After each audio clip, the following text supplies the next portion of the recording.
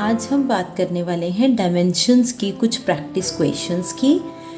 हम इन्हें 3 टाइप्स में डिस्कस करेंगे जो कि 3 एप्लीकेशंस ऑफ डायमेंशंस के बेसिस पे होंगी। सबसे पहली एप्लीकेशन है डायमेंशन की conversion of one system of units into another.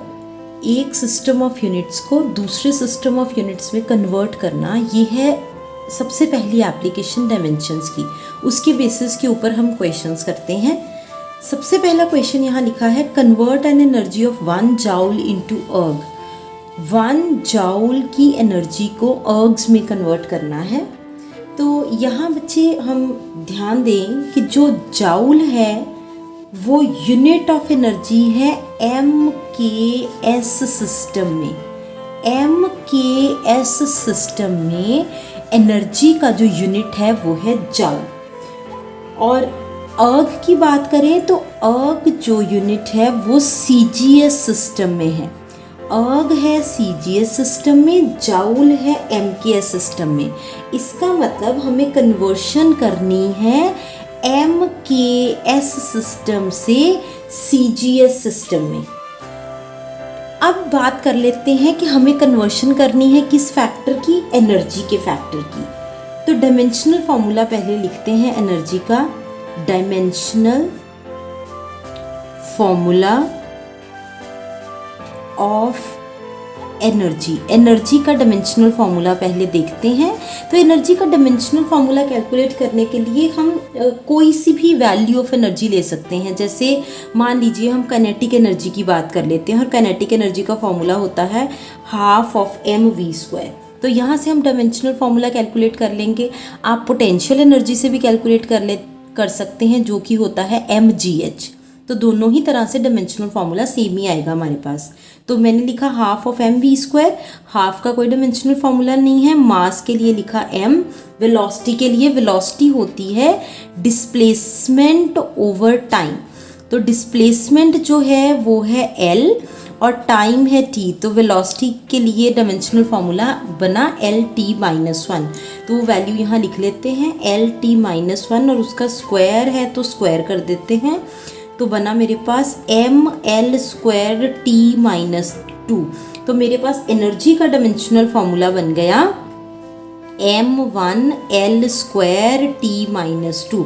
ये मेरे पास बना एनर्जी का डायमेंशनल फार्मूला। अब इसको कंपेयर कर लेते हैं, इस डायमेंशनल फार्मूला को कंपेयर करते हैं। कंपेयरिंग विद, कौन से फैक्टर के साथ कंपेयर करना है, m power a, l power b, t power c। जब हमने डायमेंशनल फार्मूला ऑफ एनर्जी को स्टैंडर्ड या जनरलाइज्ड फार्मूला ऑफ डायमेंशंस के लिए लिखा m power a, l power b, t power c, तब हमें पता चला कि a की वैल्यू इस केस में है 1, b की वैल्यू है 2 और c की वैल्यू है हमारे पास -2। ये a, b और c की वैल्यूज हमारे पास आफ्टर कंपेयरिंग आई। अब हमारे पास 2 सिस्टम है, एक है MKS, एक है CGS। तो उसमें मास, लेंथ और टाइम की वैल्यूज जो हैं उनको नोट डाउन कर लेते हैं। तो हमारे पास सिस्टम 1 है MKS और सिस्टम 2 है CGS। ठीक है, तो फर्स्ट सिस्टम के लिए मास, लेंथ और टाइम की वैल्यूज़ m1, l1, t1 लिख लेते हैं। सिस्टम 2 के लिए मास, लेंथ और टाइम की वैल्यूज़ m2, l2, t2 लिख लेते हैं। MKS सिस्टम में मास होता है kgs में, k से।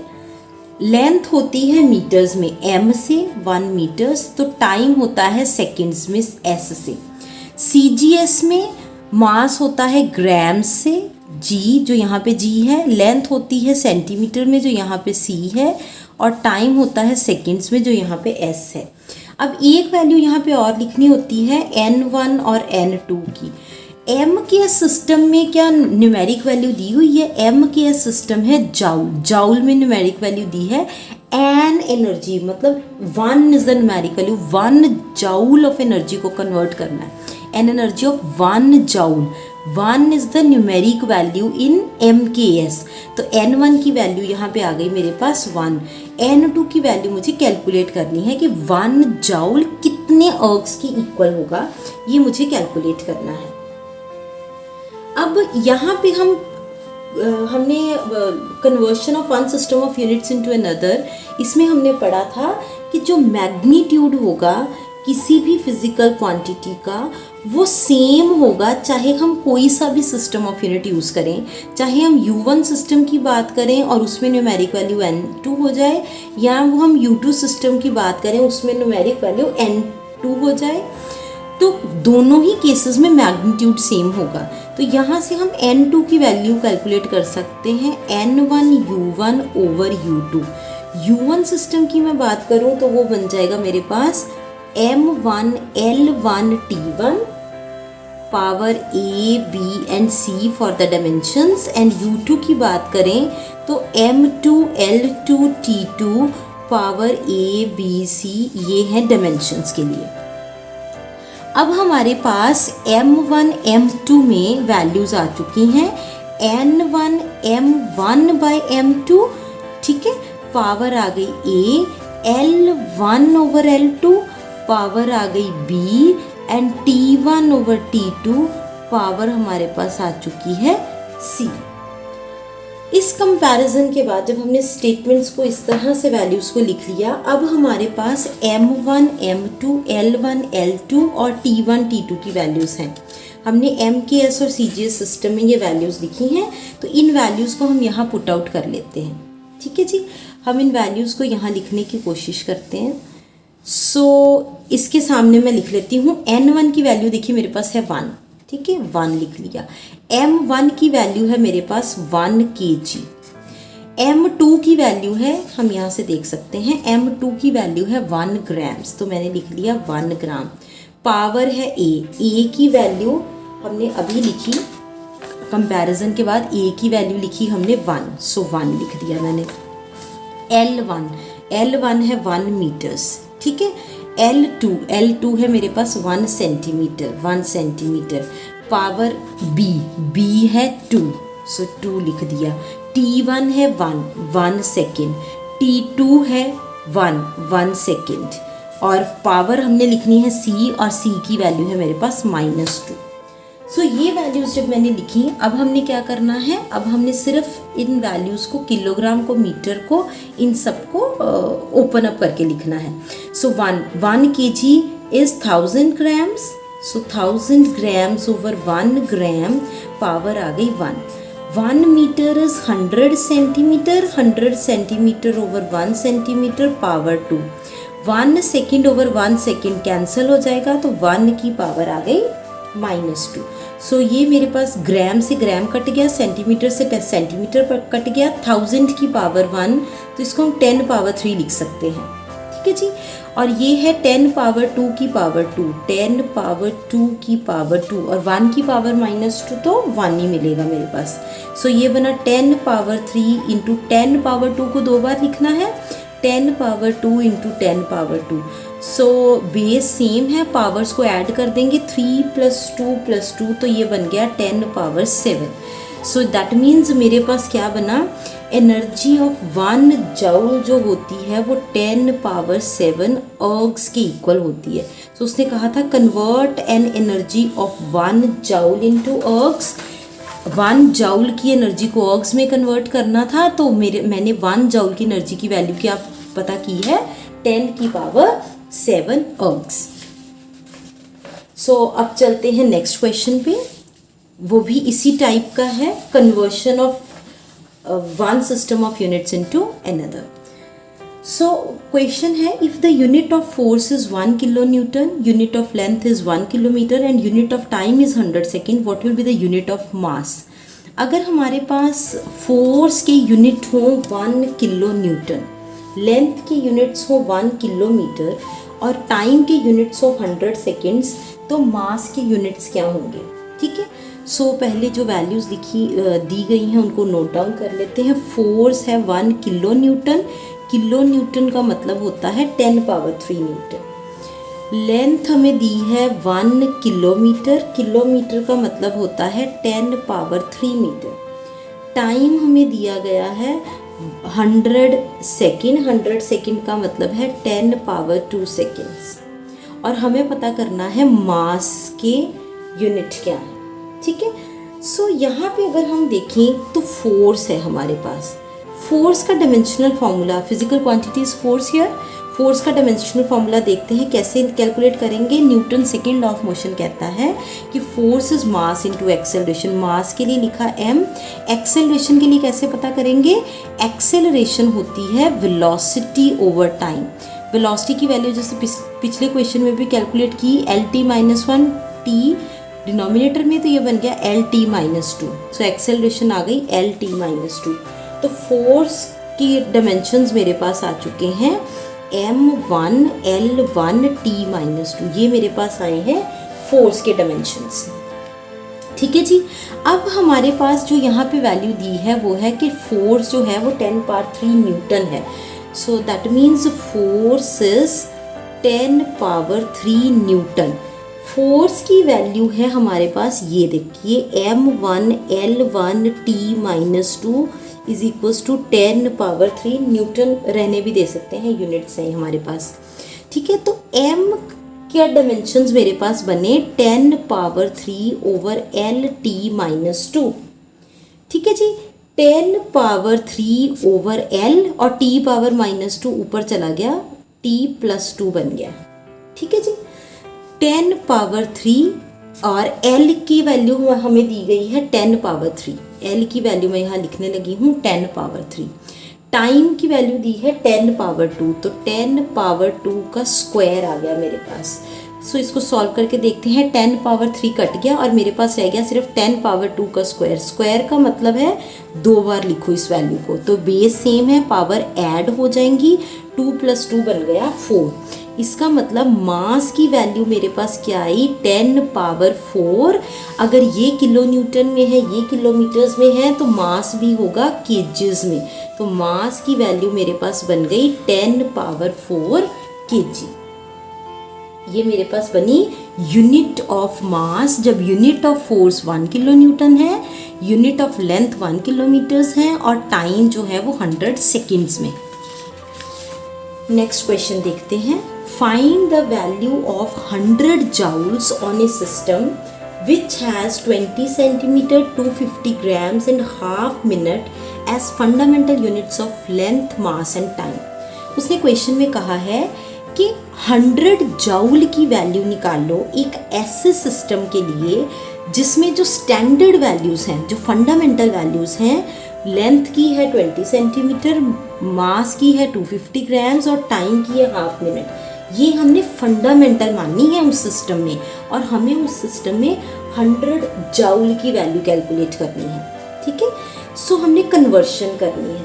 अब हमारे पास जो जूल है वो हमारे पास SI सिस्टम में है या MKS सिस्टम में है, और ये हमारे पास वर्क के यूनिट है यहाँ पे।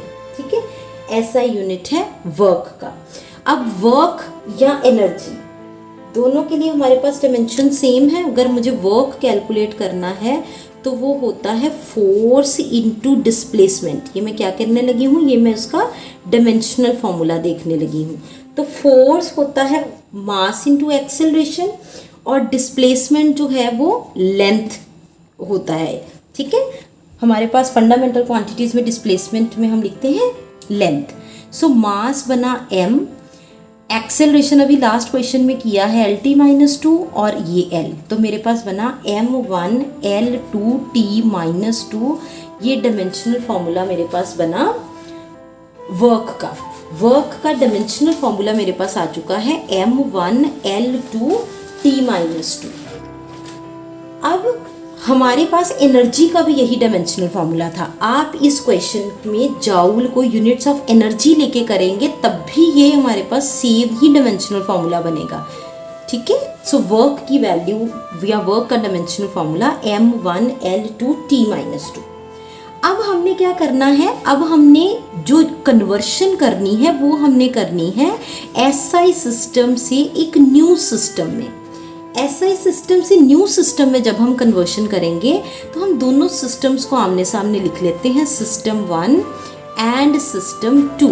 सिस्टम 1 में भी हम मास, लेंथ और टाइम की वैल्यूज़ लिखेंगे, सिस्टम 2 में भी हम मास, लेंथ और टाइम की वैल्यूज़ लिखेंगे, और उसके साथ हमें लिखनी होती हैं न्यूमेरिक वैल्यूज़। तो सिस्टम 1 जो कि एक SI सिस्टम है, उसमें मास होता है केजीज में, लेंथ होती है मीटर्स में, टाइम होता है सेकंड्स में, और न्यूमेरिक वैल्यू हमें दी हुई है 100 जॉउल्स। न्यूमेरिक वैल्यू कितनी दी हुई है? 100 जॉउल्स। सो N1 की वैल्यू आ गई 100। न्यू सिस्टम ऑफ यूनिट्स की भी वैल्यूज दी हुई हैं। मास दिया हुआ है हमें 250 ग्राम्स, लेंथ दी गई है हमें 20 सेंटीमीटर, टाइम दिया गया है हाफ मिनट। हाफ मिनट को क्या मैं 30 सेकेंड्स लिख लूँ? सो सेकेंड्स में मैंने लिख लिया 30। तो N2 की वैल्यू मुझे नहीं पता, वो मुझे फाइंड आउट करनी है। मुझे ये पता करना है कि 100 जाउल्स जो कि SI सिस्टम का पार्ट है, उसे जब हम न्यू सिस्टम में कन्वर्ट करेंगे तो कितनी न्यूमेरिक वैल्यू आएगी। सो उसके लिए हमारा बेसिक बिल्कुल सेम है। वही कंसेप्ट है कि जो मैग्नीट्यूड है वो सेम रहेगा, क्यू मैग्नीट्यूड है वो सेम रहेगा।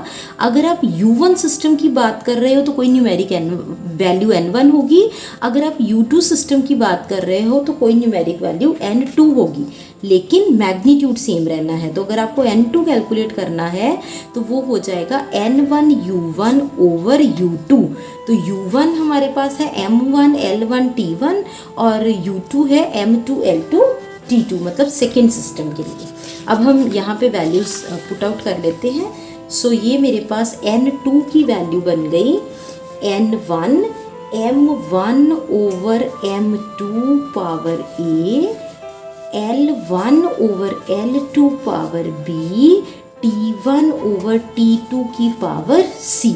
Numeric value N1। अब मुझे सिर्फ ये वाले जो मैंने टेबल बनाया है इससे मुझे वैल्यूज़ नोट करनी है। N1 की वैल्यू मैं लिखने लगी हूँ 100, M1 की वैल्यू मैंने लिखी 1 kg, ठीक है। M2 की वैल्यू लिखी 250 ग्राम्स, ठीक है जी। अब कंपैरिजन, अब मुझे ABC लिखना है। ABC लिखने के लिए मुझे ये जो डायमेंशनल फार्मूला मैंने लिखा था इसका कंपैरिजन करना पड़ेगा M power A, L power B और T पावर C के साथ। जब हमने ये कंपैरिजन किया, A की वैल्यू आई 1, B की वैल्यू आई 2 और C की वैल्यू आई -2, ठीक है। तो यहाँ से मेरे पास A बना 1, L1 is 1 metre, L2 is 20 centimetre, power B is 2, T1 is 1 second, T2 is 30 second and power C is -2। सो यहाँ पे हम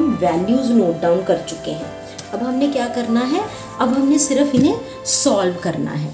सो ये मेरे पास है 100, 1 kg है 1000 ग्राम्स। सो मैंने लिख दिया 1000 grams over 250 grams power 1 metre है 100 centimetre. So 100 centimetre over 20 centimetre power 2 और 1 सेकेंड ओवर 30 सेकेंड पावर -2, ठीक है जी।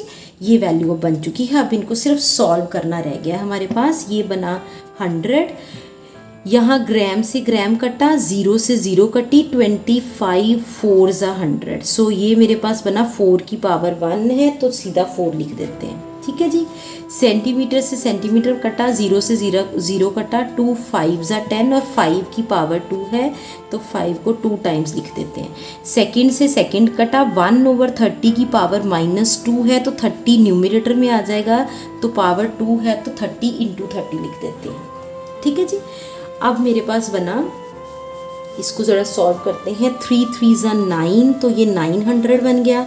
5 5 ज़ा 25 इंटू 4 इंटू 100, ठीक है जी। तो 100 इंटू 25 4 ज़ा 100 इंटू 900। सो ये हमारे पास बना 9 into 10 power 1 2 3 4 5 6। So 9 into 10 power 6 new system of units बना।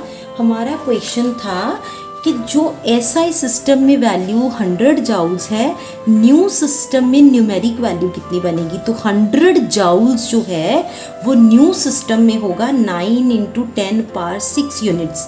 1 joule is equals to 9 into 10 power 6 new system units, new system units. So ये हमारा आंसर आ चुका है कि जो 1 जूल है वो नए सिस्टम ऑफ यूनिट्स में कितनी न्यूमेरिक वैल्यू है, तो उसकी न्यूमेरिक वैल्यू है 9 × 10⁻6। अब इसी तरह का एक सिमिलर सा क्वेश्चन आप नोट डाउन कर लीजिए, आप स्क्रीनशॉट ले सकते हैं या क्वेश्चन नोट डाउन कर लीजिए, तो उसको ट्राई करिएगा so that you will be able to find out कि आप न्यूमेरिकल सॉल्व कर पा रहे हैं या नहीं। सो आप एक सिमिलर सा क्वेश्चन नोट डाउन कर लीजिए। क्वेश्चन है 100 जूल्स ऑफ एनर्जी की वैल्यू फाइंड करनी है एक नए सिस्टम ऑफ यूनिट्स में जिसमें 100 grams 10 centimetre and half minute जो हैं वो फंडामेंटल यूनिट्स हैं। सो ये आप खुद से ट्राई कीजिएगा।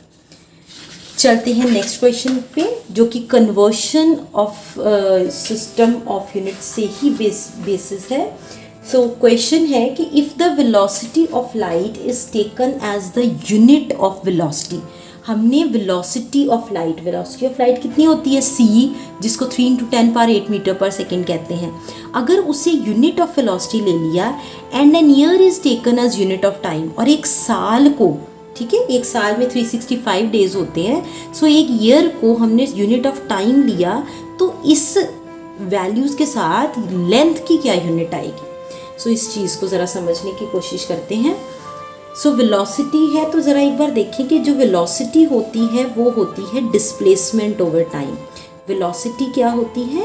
Displacement over time. जो डिस्प्लेसमेंट है, अगर मैं उस डिस्प्लेसमेंट की बात करने की कोशिश करूं तो डिस्प्लेसमेंट होगी मेरे पास वेलोसिटी इनटू टाइम। डिस्प्लेसमेंट क्या बन जाएगी? Velocity into time. वेलोसिटी हमें क्वेश्चन में कितनी दी है? वेलोसिटी ऑफ लाइट c, और टाइम कितना दिया है? 1 ईयर। उसने कहा ना वेलोसिटी ऑफ लाइट को यूनिट ऑफ वेलोसिटी लो और ईयर को यूनिट ऑफ टाइम लो, तो हमने वही वैल्यूज लिखी। तो c की वैल्यू मैं लिखने लगी हूँ 3 × 10⁸ मीटर पर सेकेंड। ईयर में 365 डेज हैं, सो 365 days 24 hours in a day, 60 minutes in an hour and 60 seconds in a minute, तो ये कन्वर्ट हो गया सेकेंड्स में। सो ये जब हम इसको सॉल्व करेंगे ये बनता है करीबन 9.46 × 10⁻15 मीटर। ये बनती है डिस्प्लेसमेंट या लेंथ की वैल्यू। और जो ये लेंथ की वैल्यू आई जिसमें हमने वेलोसिटी को c लिया और टाइम को 1 ईयर लिया, इस लेंथ के यूनिट को या इस डिस्प्लेसमेंट के यूनिट को कहते हैं 1 लाइट ईयर। इस डिस्प्लेसमेंट ऑफ यूनिट को कहते हैं 1 लाइट ईयर। उसने पूछा था what is it called? It is called as 1 light year. और 1 लाइट ईयर क्या है? ये है प्रैक्टिकल यूनिट ऑफ डिस्टेंस।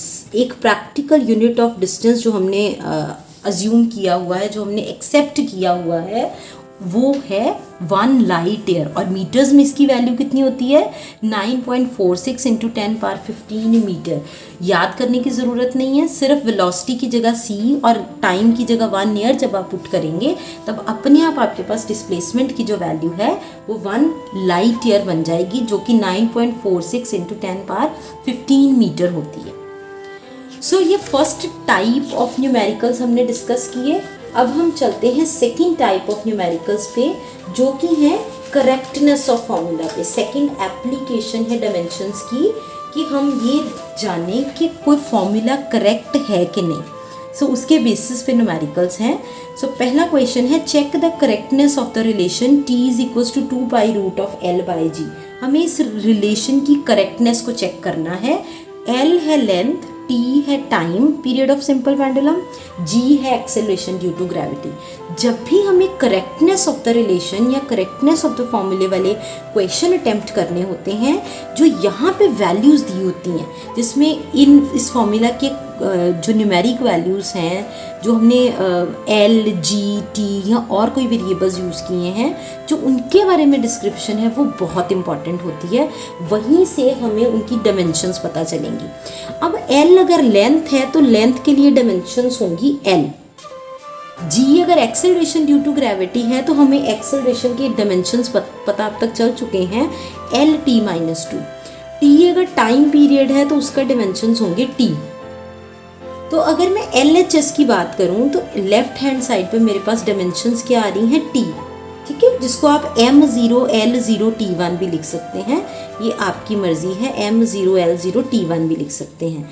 अगर मैं बात करूं राइट हैंड साइड की, तो राइट हैंड साइड पे 2 पाई की कोई डायमेंशंस नहीं है क्योंकि ये कांस्टेंट है, और इस तरफ मेरे पास बनी L/L T-2 का अंडर रूट। अब L से L कट गया, 1/T-2 का अंडर रूट, न्यूमिनेटर में ले जाएंगे T² का अंडर रूट और ये बना T। सो राइट हैंड साइड भी T की डायमेंशंस है, लेफ्ट हैंड साइड भी T की डायमेंशंस है। सो डायमेंशनली अगर हम बात करें तो डायमेंशनली LHS और RHS इक्वल आ रहे हैं, और डायमेंशनली अगर ये इक्वल आ रहे हैं तो हम ये कह सकते हैं कि जो ये रिलेशन हमें दिया गया है ये करेक्ट है।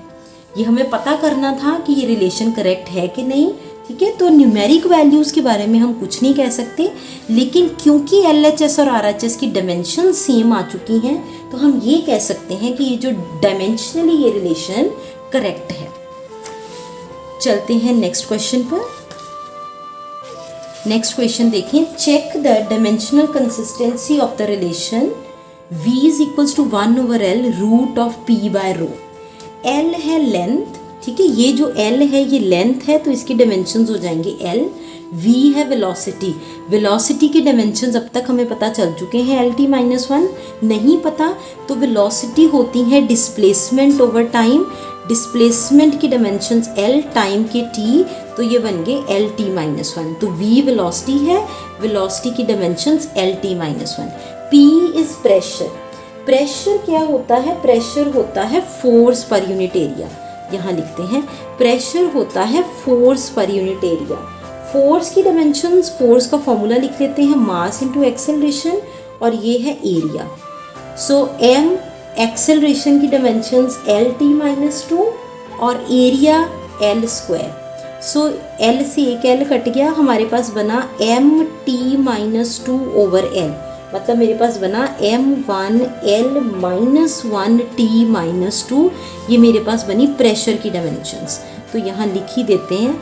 सो M1L-1T-2 ये प्रेशर की डायमेंशंस बनी, और रो उसने कहा डेंसिटी है। सो डेंसिटी क्या होती है, density is mass per unit volume. सो मास की डायमेंशंस m, वॉल्यूम की डायमेंशंस L³। सो ये मेरे पास बना ML-3, ठीक है, ML-3, तो इसको यहाँ पे नोट डाउन कर लेते हैं ML-3। सो सबकी डायमेंशंस हमने एक जगह नोट डाउन कर ली। अब हमने क्या करना है, अब हमने RHS की डायमेंशंस और LHS की डायमेंशंस को कंपेयर करना है। सो अगर मैं बात करूँ LHS की, तो LHS पे सिर्फ वेलोसिटी है और वेलोसिटी की डायमेंशंस है LT-1। सो ये वैल्यू लिख लेते हैं LT-1।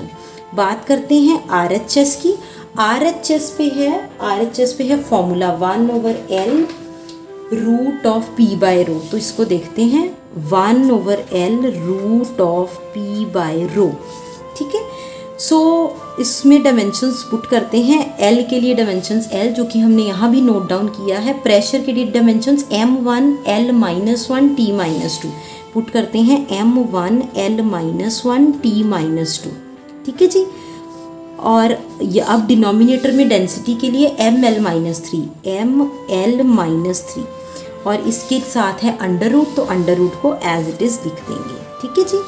अब चलते हैं, कुछ अगर टर्म्स कैंसिल हो रही हैं तो उनको कैंसिल करके देखते हैं।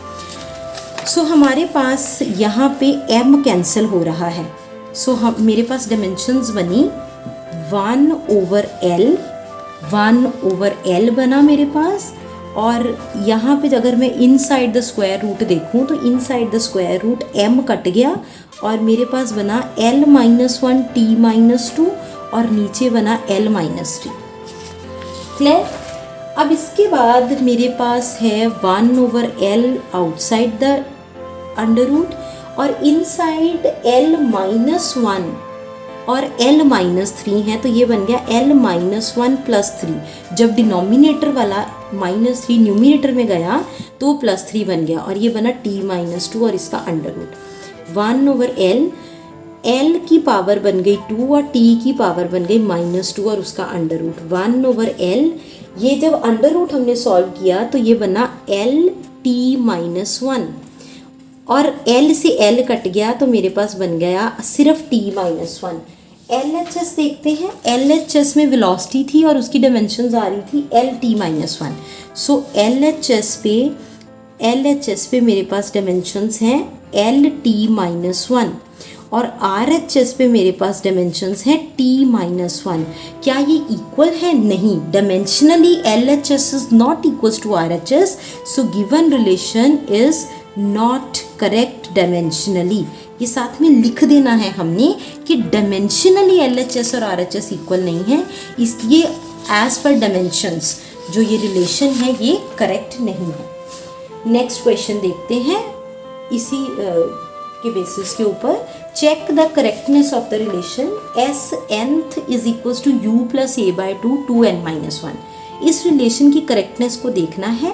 S(nth) लिखा है, ठीक है, U + a/2 2n-1 where U is the initial velocity. Initial हो, फाइनल हो, जो भी हो वो वेलोसिटी है।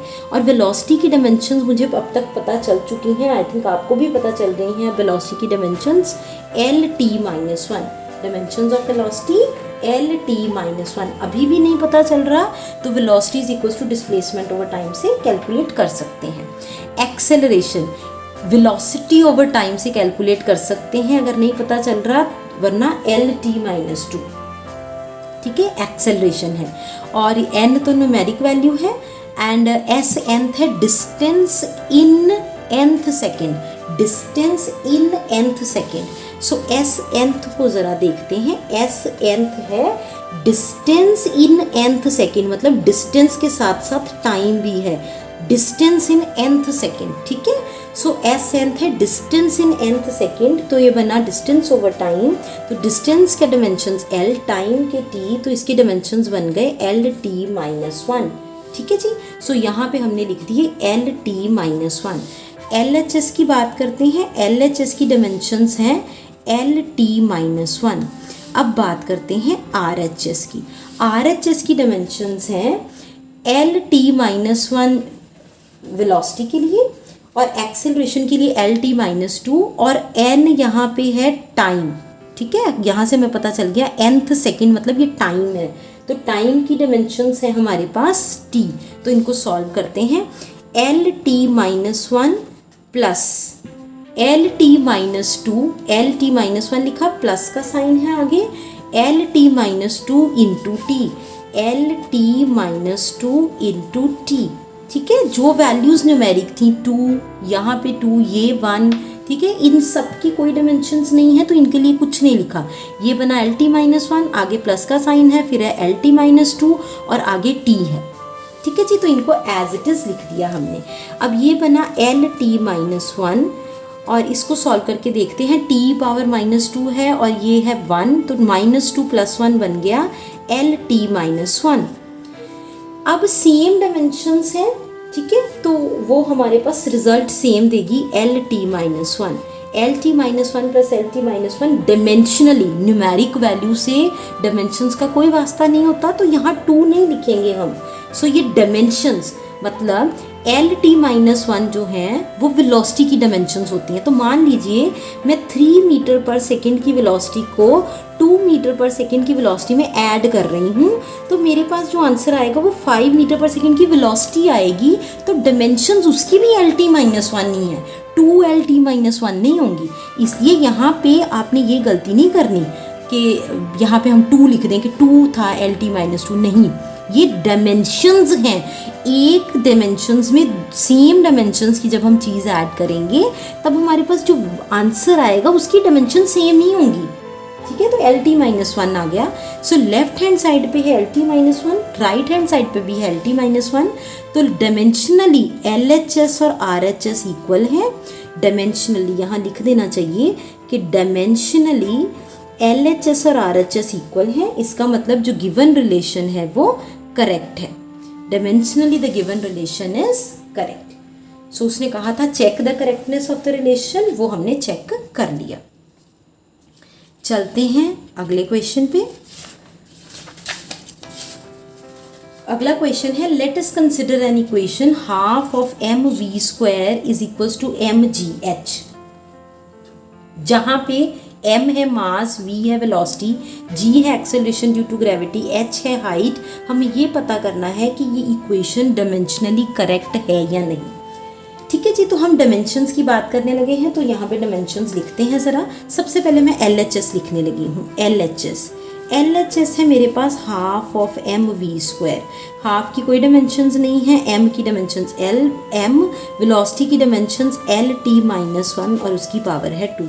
सो m1 L2t-2, ये मेरे पास LHS आई डायमेंशनली। RHS है मेरे पास mgh। m एक्सेलरेशन, g है एक्सेलरेशन ड्यू टू ग्रेविटी, तो इसकी डायमेंशंस होंगी एक्सेलरेशन की L_t-2। h है हाइट, हाइट के लिए डायमेंशंस होंगी डिस्टेंस की। सो मेरे पास बना m1 L2t-2। आई थिंक हम देख सकते हैं कि डायमेंशनली LHS और RHS इक्वल है, इसका मतलब गिवन रिलेशन जो है वो करेक्ट है। इसी तरह से हमें करेक्टनेस ऑफ रिलेशन फाइंड करने होते हैं, सिर्फ उसके लिए हमें डायमेंशंस की नॉलेज चाहिए। अगला क्वेश्चन है, check by the method of dimensions whether the following relation is dimensionally correct और नॉट। यहाँ पे उसने फ्रीक्वेंसी की बात की है। फ्रीक्वेंसी जो होती है वो इनवर्स ऑफ टाइम पीरियड होती है। फ्रीक्वेंसी होती है इनवर्स ऑफ टाइम पीरियड, मतलब डायमेंशनली ये टाइम का इनवर्स होगी। 2π√L/g, L है लेंथ और g है एक्सेलरेशन ड्यू टू ग्रेविटी। सो सबसे पहले हम LHS ले लेते हैं। म्यू होती है इनवर्स ऑफ टाइम पीरियड, तो डायमेंशनली ये बन गई t⁻⁻1। RHS की बात करें तो RHS है 2π√L/g। 2π की कोई डायमेंशंस नहीं है, L है लेंथ तो उसकी डायमेंशंस होंगी L, G है एक्सेलरेशन ड्यू टू ग्रेविटी तो उसकी डायमेंशंस होंगी L_t-2, एक्सेलरेशन की डायमेंशंस होंगी। L से L कट गया, मेरे पास बचा 1/t-2 का अंडर रूट, जो कि न्यूमिनेटर में चला गया t² का अंडर रूट। t² का अंडर रूट करेंगे तो t आ जाएगा। सो मेरे पास LHS की डायमेंशंस है t-1 और RHS की डायमेंशंस है t। तो क्योंकि dimensionally LHS is not equals to RHS, so ये गिवन रिलेशन जो है वो करेक्ट नहीं है। ठीक है, तो ये हमने कुछ क्वेश्चंस किए जो सेकंड एप्लीकेशन को जस्टिफाई करते थे कि हम किसी फॉर्मूला की, जो हमें फॉर्मूला गिवन है, उसकी करेक्टनेस को फाइंड कर सकते हैं यूजिंग द फॉर्मूला और द कंसेप्ट ऑफ डायमेंशंस। अब हम थर्ड एप्लीकेशन के बेसिस पे के ऊपर टाइप 3 न्यूमेरिकल्स करते हैं, जो कि डेरिवेशन ऑफ फार्मूला के बेसिस पे है कि डायमेंशनली हम किसी फॉर्मूला को, किसी क्वांटिटी के लिए एक फॉर्मूला डिराइव कर सकते हैं, प्रोवाइडेड हमें ये पता हो कि वो जो फिजिकल क्वांटिटी है वो किन फैक्टर्स पे डिपेंड करती है। अगर हमें वो पर्टिकुलर्स गिवन है जिस पे वो पर्टिकुलर फिजिकल क्वांटिटी डिपेंड करती है, तब हम उस क्वांटिटी के लिए एक फॉर्मूला डिराइव कर सकते हैं using the concept of dimensions. So यहाँ पे क्वेश्चन है, इसकी बात करते हैं। उसने कहा है the velocity v of water waves, तो ये वेलोसिटी है, depends on the wavelength lambda, density of water rho, acceleration due to gravity g। Velocity water waves की वेवलेंथ, डेंसिटी और एक्सेलरेशन ड्यू टू ग्रेविटी पे डिपेंड करती है। एक relation establish कीजिए। तो इसको कैसे कर सकते हैं हम? हमें पता है यहाँ पे कि जो वेलोसिटी ऑफ वाटर वेव्स है वो डिपेंड करती है, तो प्रोपोर्शनैलिटी का साइन हम लगाएंगे। तो किन चीज़ों पे डिपेंड करती है? वेवलेंथ पे डिपेंड करती है, डेंसिटी पे डिपेंड करती है और एक्सेलरेशन ड्यू टू ग्रेविटी पे डिपेंड करती है। जिन जिन फैक्टर्स पे डिपेंड करती हैं उनको लिख लिया, और उन फैक्टर्स का अलग अलग कंट्रीब्यूशन हो सकता है, तो उसके लिए लिख दिया A, B, C। इस प्रोपोर्शनैलिटी साइन को रिमूव करने के लिए हमने कांस्टेंट लगाया स्मॉल k, तो आगे वही factors lambda power a, rho power b and g power c। यहाँ पे जो k है ये कांस्टेंट है, जिसको कहते हैं constant of proportionality. Constant of proportionality, और ये जो कांस्टेंट ऑफ प्रोपोर्शनैलिटी होता है इसकी कोई डायमेंशंस नहीं होती, मतलब ये डायमेंशनलेस होता है। तो हमने एक डायमेंशनलेस कांस्टेंट ऑफ प्रोपोर्शनैलिटी यहाँ इंट्रोड्यूस किया। अब लेफ्ट हैंड साइड पे है वेलोसिटी। वेलोसिटी जो है वो होती है, पहले हम लेफ्ट हैंड साइड की बात कर लेते हैं। लेफ्ट हैंड साइड पे है वेलोसिटी। वेलोसिटी होती है डिस्प्लेसमेंट ओवर टाइम, हमें पता है कि वेलोसिटी होती है डिस्प्लेसमेंट ओवर टाइम। डिस्प्लेसमेंट है एल और टाइम है टी, तो मेरे पास डायमेंशंस बनी L T minus one LHS के लिए। ठीक है, RHS के लिए सबसे पहले अलग अलग फैक्टर्स को सेपरेटली देखते हैं और फिर डायमेंशंस को एक साथ लिखेंगे। सो सबसे पहला फैक्टर जो RHS में है वो है लैम्डा, और लैम्डा क्या है? वेवलेंथ। ठीक है, सो लैम्डा है सबसे पहला फैक्टर RHS में मेरे पास, तो उसको हम लिखते हैं लैम्डा क्या है, क्वेश्चन में दिया गया है कि लैम्डा वेवलेंथ है। सो जो वेवलेंथ है वो डिस्टेंस का फैक्टर होता है। सो डिस्टेंस मतलब डायमेंशंस L। आगे चलते हैं, रो डेंसिटी है, रो होता है, डेंसिटी होती है मास पर यूनिट वॉल्यूम। सो मास के लिए L, वॉल्यूम के लिए L क्यूब, तो डायमेंशंस बन गई ML-3। आगे चलें तो है हमारे पास factor G, acceleration due to gravity. Acceleration का डायमेंशंस LT-2। सो ये फैक्टर्स हमने अलग अलग लिख लिए। अब हम इन सभी फैक्टर्स को कंबाइन करते हैं। जो वैल्यूज़ RHS में थी उसकी डायमेंशंस लिख ली, जो LHS में थी उनकी भी डायमेंशंस लिख ली। दोनों डायमेंशंस लिखने के बाद हम इसी इक्वेशन पे चलते हैं वापस, v is to k lambda power a rho power b and g power c। तो इसको पहले कोई इक्वेशन नंबर मार्क कर लेते हैं। मान लीजिए मैंने इसे कह दिया इक्वेशन नंबर 1। सो हम कहेंगे कि इक्वेशन 1 हमें क्या बताती है कि v is to k lambda power a rho power b and g power c। ये मैंने क्या किया, ये मैंने सिर्फ जो इक्वेशन 1 की वैल्यू हमने फॉर्म की थी, कंस्ट्रक्ट किया था general format of the formula, वो हमने लिखा इक्वेशन 1 के नाम से। ठीक है जी, अब हम इसमें क्या करने वाले हैं, अब हम इसमें सारी डायमेंशंस पुट कर देंगे। वेलोसिटी की डायमेंशंस है LT-1, सो LT-1 यहाँ पुट कर दिया। के की कोई डायमेंशंस नहीं है क्योंकि ये कांस्टेंट ऑफ प्रोपोर्शनैलिटी है, डायमेंशनलेस है। लैम्डा की डायमेंशंस L, सो L की पावर A। रो की dimensions ML-3 power B। G मतलब LT-2 पावर C। ठीक है जी, अब इन फैक्टर्स को देखते हैं। LHS पे आया LT-1, इधर आया L power A, M power B, L power -3B, L power C, T power -2C। So M की पावर बनी B, L की पावर बनी A-3B प्लस C, और T की पावर बनी -2C। ये बनी राइट हैंड साइड पे, और लेफ्ट हैंड साइड पे बनी M0L1T-1। ठीक है जी, अब हमने क्या करना है, principle of homogeneity of dimensions apply करना है। Applying principle of homogeneity of dimensions. Principle of homogeneity of dimensions कहता है कि अगर कोई रिलेशन है, ठीक है, तो उसमें लेफ्ट हैंड साइड और राइट हैंड साइड पे डायमेंशंस सेम होंगे, मास के लिए, लेंथ के लिए, टाइम के लिए। अगर मैं इन डायमेंशंस को इक्वेट करूं ऑन बोथ साइड्स, तो मास की डायमेंशन लेफ्ट हैंड साइड पे है 0 और राइट हैंड साइड पे है b। तो इसका मतलब क्या मैं लिख सकती हूँ कि b की वैल्यू 0 है। लेफ्ट हैंड साइड पे है 1 और राइट हैंड साइड पे है A-3B प्लस C। तो A-3B प्लस C को 1 लिखा जा सकता है। राइट हैंड साइड पे -2C, लेफ्ट हैंड साइड पे -1, तो क्या -2C को -1 लिखा जा सकता है। ठीक है, तो यहाँ से मेरे पास बन गई वैल्यू B की 0 और C की वैल्यू बन गई 1/2। अब यहाँ पे यूज़ कर लेते हैं A-3 इंटू 0 प्लस C की वैल्यू है 1/2 इज इक्वल्स टू 1। तो ये बना A plus 1/2 is equals to 1। A की वैल्यू बनी 1 माइनस 1/2, A की वैल्यू बन गई 1/2।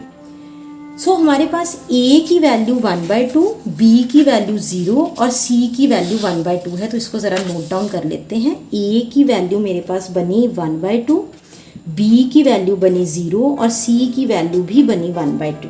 अब हम इसको यूज़ कहाँ करेंगे, इक्वेशन नंबर 1 में। इक्वेशन नंबर 1 हमने लिखी थी, 1 हमें बताती थी कि v is equals to k lambda power a rho power b and g power c है फॉर्मूला का बेसिक कंस्ट्रक्शन। तो यहाँ पे आ जाएगा v is equals to k lambda की पावर a का मतलब 1/2, रो की पावर b का मतलब 0, g की पावर c का मतलब है 1/2। तो v बना k रो लैम्डा 1/2, रो की पावर 0 है तो 1 बन गया और जी की पावर 1/2। सो इसका मतलब v is equals to k lambda जी का अंडर रूट। ये हमारे पास हमने फॉर्मूला बना दिया और हम यही करने वाले थे कि फॉर्मूला हमने कंस्ट्रक्ट करना था। उसने कहा था establish dimensionally the relation between these quantities, तो हमने डायमेंशनली इन क्वांटिटीज़ में रिलेशन एस्टेब्लिश कर दिया। सो इस तरीके से हम फॉर्मूला डिराइव कर सकते हैं किसी ऐसे फिजिकल क्वांटिटी के लिए जिसके लिए हमें वो फैक्टर्स पता हों जिन पे वो फिजिकल क्वांटिटी डिपेंड करती है। एक और क्वेश्चन देखते हैं। The time period of revolution T of a planet around the sun depends upon radius of orbit, mass of sun and gravitational constant g। Prove that T square is proportional to r³। अब ये g की value को पता करने के लिए हमें एक यहाँ पे फॉर्मूला पढ़ना होगा जिसको कहते हैं न्यूटन्स लॉ ऑफ ग्रेविटेशन। आपके कोर्स में ग्रेविटेशन चैप्टर है, उसमें हम न्यूटन्स लॉ ऑफ ग्रेविटेशन को डिटेल में पढ़ेंगे। यहाँ सिर्फ इस फैक्टर को समझने के लिए हम थोड़ी सी नॉलेज ले लेते हैं। न्यूटन्स लॉ ऑफ ग्रेविटेशन कहता है कि हमारे यूनिवर्स में कोई भी दो बॉडीज़ हैं जिनका कोई मास है m1 और m2। उन दोनों बॉडीज़ के बीच में एक फोर्स ऑफ अट्रैक्शन लग रही है जिसकी मैग्नीट्यूड हमें न्यूटन्स लॉ ऑफ ग्रेविटेशन देता है, और वो कहता है कि उस force of attraction which is there between bodies 1 and 2 having masses m1 and m2, उसकी फोर्स की वैल्यू है g m1 m2 over r², जहाँ f तो है फोर्स की वैल्यू जो कि बॉडी 1 और बॉडी 2 में लग रही है, ये अट्रैक्टिव है। g है यूनिवर्सल ग्रेविटेशनल कांस्टेंट, m1 है mass of body 1, m2 mass of body 2, और r है सेपरेशन बिटवीन बॉडीज 1 and 2। सो यहाँ से फोर्स का हमें डायमेंशनल फॉर्मूला पता है, m1L2T-2। नहीं पता तो आप force is equal to mass into acceleration से हमने आज के वीडियो में ही 2 से 3 बार ये फॉर्मूला कैलकुलेट किया है, तो आप वहाँ रेफर कर सकते हैं। हमने फॉर्मूला कैलकुलेट किया है फोर्स के लिए m1L1T-2। जी का डायमेंशनल फॉर्मूला में नहीं पता, मास का m और ये मास का भी n, रेडियस है तो उसका l, तो l² बन गया। सो ये मेरे पास बन गया m से m कट गया, सो मेरे पास बन गया L_T-2 और इधर बन गया g m ओवर l²। जब ये l को हम इधर ले आएंगे ये बन गया L³ T-2 over m is equals to g। तो हमारे पास g का डायमेंशनल फॉर्मूला बन गया m-1 L³ T-2। सो ये हमारे पास यूनिवर्सल ग्रेविटेशनल कांस्टेंट g का डायमेंशनल फॉर्मूला बन गया। अब मास या इसका डायमेंशनल फॉर्मूला बन गया हमारे पास m-1 L³ T-2। ठीक है जी। मास ऑफ सन का डायमेंशनल फॉर्मूला m, रेडियस का l। हमारे पास ये फैक्टर्स आ चुके हैं। ठीक है, तो टाइम पीरियड का t। तो अब हम डेरिवेशन ऑफ फॉर्मूला करते हैं और वहाँ से हम प्रूव कर पाएंगे कि T square is proportional to r³। तो सबसे पहले स्टार्ट करते हैं कि हमें क्या गिवन है। सो हमें गिवन ये है कि जो t है, time period of revolution t, वो डिपेंड करता है तो प्रोपोर्शनल का साइन लेना है रेडियस ऑफ ऑर्बिट r के ऊपर, मास के ऊपर, mass of sun capital M उसने क्वेश्चन में दिया है तो कैपिटल M यूज़ कर लेते हैं, और ग्रेविटेशनल कांस्टेंट g के ऊपर। तो अलग अलग फैक्टर्स शो करने के लिए पावर को a, b और c लिख दिया। अब इस प्रोपोर्शनैलिटी साइन को हटाने के लिए कांस्टेंट ऑफ प्रोपोर्शनैलिटी लिया कि r power a, m power b और g की पावर c। अब यहाँ पे k क्या है? Constant of proportionality. k है यहाँ पे कांस्टेंट ऑफ प्रोपोर्शनैलिटी, और ये डायमेंशनलेस होता है, इसकी कोई डायमेंशंस नहीं होती, तो हम साथ में लिख सकते हैं कि ये डायमेंशनलेस है, इसकी कोई डायमेंशंस नहीं है। सो जब हमने ये वैल्यूज़ फाइंड कर ली, हमने RHS और LHS की डायमेंशनल फार्मूलाज देखने हैं। सो हम इन डायमेंशनल फार्मूलाज को पुट करते हैं। सो इस इक्वेशन को मान लेते हैं इक्वेशन 1। इक्वेशन 1 में हम LHS की डायमेंशंस पुट करें तो वो है T, K के कोई डायमेंशंस नहीं है, R के डायमेंशंस पुट करें L की पावर बन गई A, M के डायमेंशंस m ही हैं, पावर b। g का डायमेंशनल फार्मूला हमने कैलकुलेट किया है m power -1 L3 and t minus 2, m-1 L³ and t minus 2 और पावर इसकी आ गई c। अब यहाँ पे ओपन अप कर लें, l power a, m power b, m power -c, l power 3c, t power -2c। इसको हमने c पावर को सॉल्व कर लिया m-1 L³ t -2 के लिए। सो अब देखिए ज़रा, m के लिए बन रही है पावर b - c, l के लिए बन रही है a + 3c और t के लिए बन रही है -2c और लेफ्ट हैंड साइड पे है t। और t को आप ऐसे भी लिख सकते हो m0 L0 और t1, इस तरह से भी इसको लिखा जा सकता है। अब हमने क्या करना है, अब हमने कंपैरिजन करने हैं पावर का। b - c is 0, b - c क्या बन रहा है हमारे पास 0। a + 3c, a + 3c क्या बन रहा है 0 और -2c क्या बन रहा है 1, -2c क्या बन रहा है हमारे पास 1। सो b - c बन रहा है 0, a + 3c बन रहा है 0 एंड -2c बन रहा है 1। सो यहाँ पे c की वैल्यू आ गई -1/2। अब इसे यहाँ पे यूज़ कर लेते हैं, b - c is -1/2 is equal to 0, b + 1/2 is equal to 0, तो b की वैल्यू आ गई -1/2। ये हमारे पास b आ चुका है और c आ चुका है, b और c की वैल्यूज हमारे पास हैं। a + 3c, c की वैल्यू है -1/2 is equal to 0, a - 3/2 is equal to 0, a की वैल्यू हमारे पास बन गई 3/2। हमारे पास a, b और c की वैल्यूज़ हैं। अब हमें क्या करना है, अब हमें सिर्फ इक्वेशन 1 में a, b और c की वैल्यूज़ को पुट करना है। सो 1 इक्वेशन हमें बताती है कि t is equal to k r power a, m power b, g power c। r power a, m power b, g power c। m मैंने कैपिटल क्यों लिया है, क्योंकि उसने क्वेश्चन में ही कैपिटल m यूज़ किया है, तो हम कैपिटल m ही लेंगे। सो r की पावर है a, यहाँ पे लिखें k, r की पावर है a का मतलब है 3/2, m की पावर है b का मतलब है -1/2, g की पावर है c का मतलब है -1/2। सो हमारे पास बना t is equal to k r power 3/2, m power -1/2 और g की पावर -1/2। तो हमें क्वेश्चन में प्रूव करना है कि prove that t² is proportional to r³। तो उसके लिए हमें ये पता चला, यहाँ से हमें ये पता चला कि t जो है वो r पावर 3/2 के प्रोपोर्शनल है। t is proportional to r power 3/2। यहाँ से हमें ये पता चल चुका है कि t r पावर 3/2 के प्रोपोर्शनल है। सो इसका मतलब है कि t², यहाँ पावर 3/2 है तो उस तरफ हो जाएगा t² जो है वो r³ के प्रोपोर्शनल है। और यही चीज़ हमें प्रूव करनी थी कि prove that t² is proportional to r³, और वो हमने प्रूव कर दिया। सो हमने आज डायमेंशंस के एप्लीकेशंस की बेसिस के न्यूमेरिकल्स किए हैं। सो आप लोग इन न्यूमेरिकल्स को खुद से सॉल्व कीजिएगा, तभी ये चीज़ें अच्छे से समझ में आएंगी। That's it for today's class. Keep practising.